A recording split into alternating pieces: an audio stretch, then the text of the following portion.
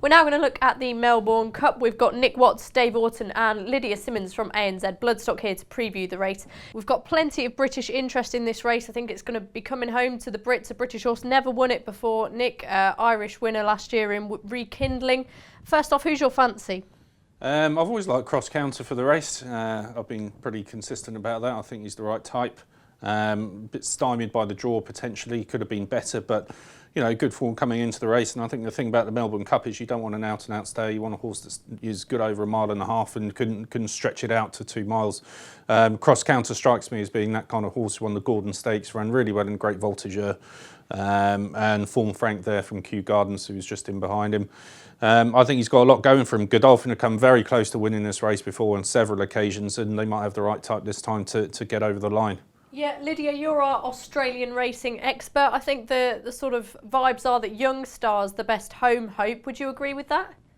Yeah, I think her run in the Caulfield Cup was, I think you can kind of scratch that, because it just really wasn't a very strongly run race. It was glacial pace. Chris Waller seems pretty keen on her. Another one that ran in the Caulfield Cup that I actually I think should run well, is Ace High. He won the Derby last year. Again, he did not like the way the Caulfield Cup was run. Also, it was soft ground, which it wouldn't have suited him that well. And he loves Flemington. I do think if he gets the right run, he could do well. Obviously, he's going to jump from barrier 22, which isn't ideal. But if he can run those first 5 furlongs and get in the right place on the bend, I think he can feature in the end. Yeah, you mentioned the draw there. From your perspective, what are the things you look out for? As Nick said, do you look out for a horse who's done well over shorter trips? Do they need to be drawn in a specific place, ground? Ace High, I suppose, is a good one. I mean, I think the draw, I think you can get hung up on the draw a bit with the Melbourne Cup, because I know, you don't want to be drawn in the car park, obviously, but I think if you can get a good place once you get to the bend, it's 5 furlongs before you even reach the first bend, and they do go very, very quick, and then they suddenly kind of pull back a bit. I think you can get hung up on the draw. Obviously, 24 is not an ideal draw if you are in 24, and that has kind of put me off Yucatan. The 23 is a massive question mark for me. Yeah, I was going to say we have to give Yucatan a mention. Won the Herbert Power so impressively. Were you expecting that from him?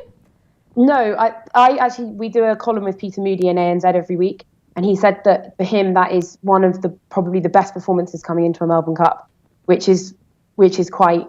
And I think it shows they didn't run him in the Cox Plate. They thought they might follow him up, but I think they just thought that was the perfect run. He's in good form. Good break now, and then send him to the Melbourne Cup. I do 23. I know I've said the barriers, you can get hung up on the barriers, but 23, it'll be a task, but I think he's got the class, and he's got an unbelievable jockey on board in James McDonald. Yeah. Dave, I'll go to you before going back to Lydia. Maybe we can talk about some of the local jockeys and their strengths, but who's your fancy? Well, James McDonald's on Yucatan, isn't he? And in the Herbert Power, he was drawn wide as well. I mean, James McDonald is top 5 rider, no doubt. Yeah. He's absolutely brilliant. But can we trust Yucatan? I remember him running at Royal Ascot. He finished last. He didn't look very keen, did he? Last in the Coronation At Cup. all. Yeah, I think it's probably coming home as well. I think that Cross Counter should be favourite, probably. If he had a better draw, he'd be easily favourite, I think. And Appleby, it's a matter of time before they win this again, isn't it? Kerrin McAvoy's twice won the race before, I think, so no problems there. I think it'll be fine. I've got a sneaky one of the home team, Red Cardinal, who's now trained by Darren Weir. Used to be trained by Dave Simcock over here, you remember. Then he went to Andres Wöhler, and was bought by the firm that like to sort of target these races. He was totally drawn out of it last year. He's been quietly prepped for this, and Darren Weir's a genius. And I think that from a much better draw, around about 50-1 is huge. Yeah, talking about the draw, Caulfield Cup winner Best Solution, he managed to come from quite out wide, Lydia. And then we've got some other of the Brits that have been winning over there. Prince of Arran won the Lexus Stakes as well. We've got Muntaha coming over Magic Circle as well. Who would be, your sort of second choice of the home team?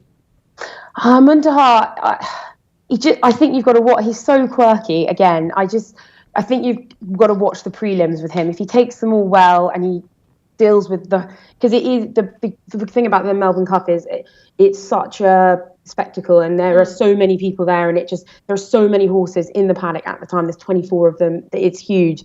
I think if he takes that in his stride and loads into the barrier fine, I think he has the class to win it, and he's so classy. He started favourite for the Ledger until he ran off and just had a bit of a mare there, and obviously at York he completely in the Ebor came home in front, but I think he is a quirky one. Whether he wins, I don't know. If he won, it wouldn't surprise me at all. Can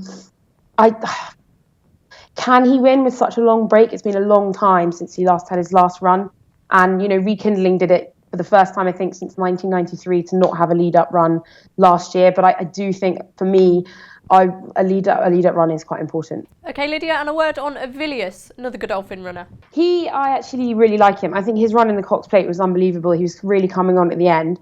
The only question mark I have on him was in the Bart Cummings. He looked to be all stops out at that run, and the one that came second to him is at Jarmay, the Shadwell horse, then didn't win. They thought he was going to win, obviously, the Lexus to then get into the Melbourne Cup, and he got beaten by a Prince Varan. So I think he's drawn really nicely. He's a good horse. James Cummings seems to like him a lot. I think he's probably the top of the list for me for the home crowd of like the more fancied of the runners, I think. Okay, brilliant. And another British horse who we've not really spoke about much yet is Magic Circle. Watsy.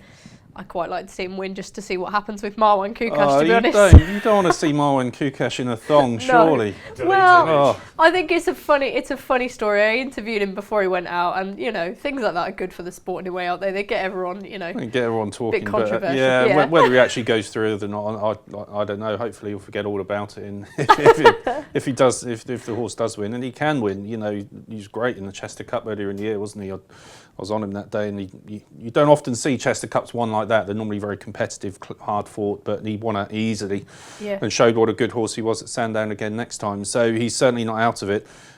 Just going back to Yucatan briefly, he is an odd horse because he was completely out of form in the summer, come back to form. A Prince of Arran has franked his form by winning at the weekend.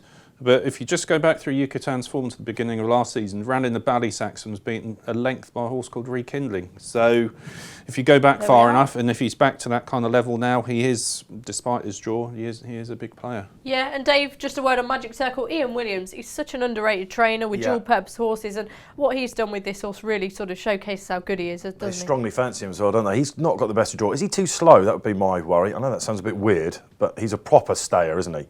So I think he's going to need them to go properly hell for leather. They do tend to slow up in this race about a mile out, and then they flash home again. And you can see horses getting going all too late. I've got a feeling he might just be one of them. But yeah, from a story point of view, it would be top notch. Okay, so just to wrap up, a final selection from each of you. Dave Orton. Red Cardinal to blow it out of the park. Nick Watts. Cross counter. And Lydia Simmons. My heart says Prince Varan, but my head says Avilius. Okay, well, best of luck for your selections tomorrow morning. The race that stops a nation. It would be fascinating to find out who's the winner.